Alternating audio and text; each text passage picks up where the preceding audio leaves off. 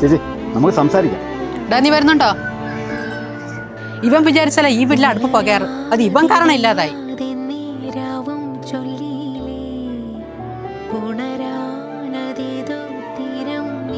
നിന്നോട് വരാനാ പറഞ്ഞത്.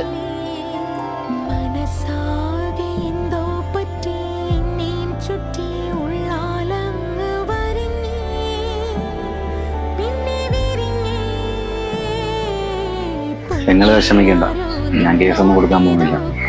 പക്ഷെ ഈ നാറി ഇവിടെ വെച്ച് ഈ പണി നിർത്തണം.